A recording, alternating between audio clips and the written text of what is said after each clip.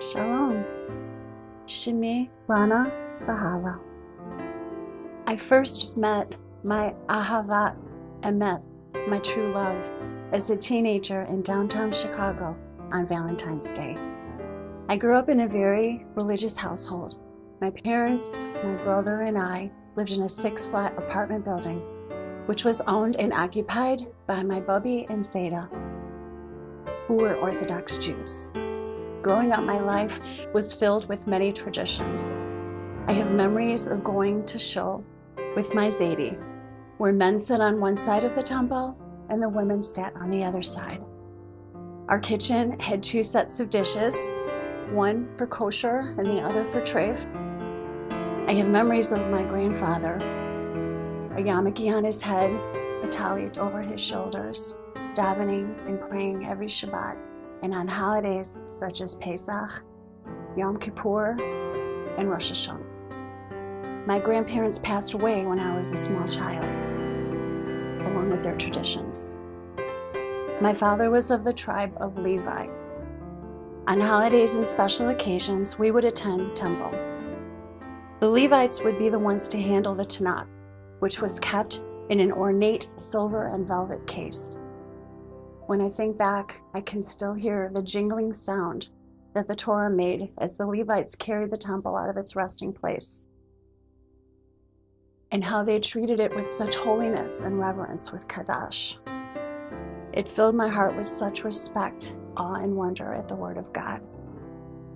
My mother's place in the temple was being part of the choir, and she attended temple services whenever she sang. Kosher dishes were still used at Pesach, but the Seder dinner was no longer a special and reverent time. Instead, it was filled with times of joking and levity, which I found to be very offensive. I remember looking around at the Seder table and thinking, is God real? Was religion only a tradition, which went along to the grave with my Bubby and Zadie? Did I love God, or was I just fascinated by the traditions of my family? When I was a teenager, I was chosen by my high school to enter all city vocal competitions, which led me downtown to participate in solo competitions. On one occasion, on Valentine's Day, I remember meeting a young man on the street who gave me a Bible tract. It was a tract about how Yeshua loves me, how he saw my emptiness and my longing in my heart. He wanted it to be my achavat chaye, the love of my life. Yeshua. I was raised to believe that Yeshua was a counterfeit. Elohim is Elohim. He doesn't need anyone else to take his place. So who is this Yeshua? Growing up, I was taught that Christians were bad because they killed the Jews, and that they blamed us for killing their Messiah. This was the impression I had of Yeshua. Needless to say, the tract shocked me and even angered me. I bet this guy doesn't even know I'm a Jew. I gave him one of my polite, fake smiles, tucked the tract into my pocket, and rushed down the block to the music hall. I would dispose of the tract later. How dare he?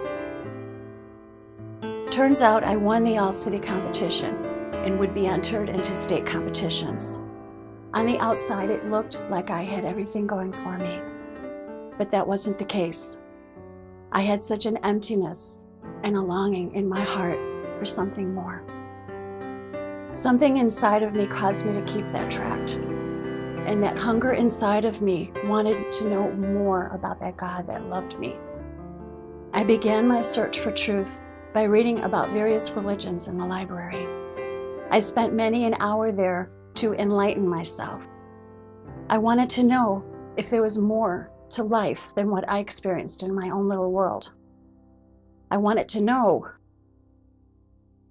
For the next several years, I turned to various pharmaceuticals and illegal drugs in my attempt to expand, or should I say dull, my consciousness.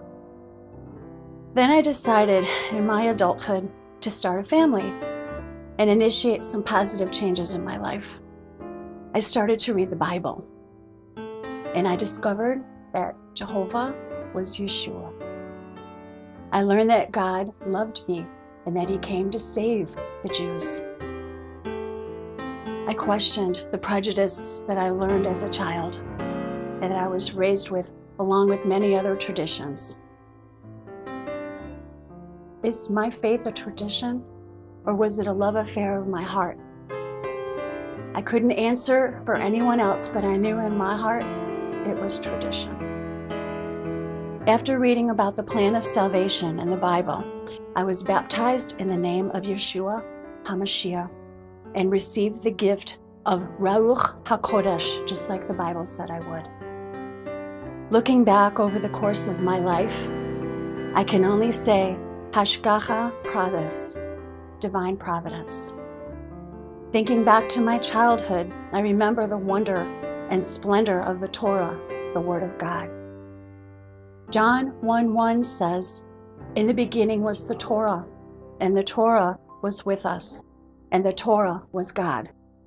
Verse 14 says that the Word became flesh and dwelled among us, and we beheld His glory, the glory as of the only begotten of the Father, full of grace and truth.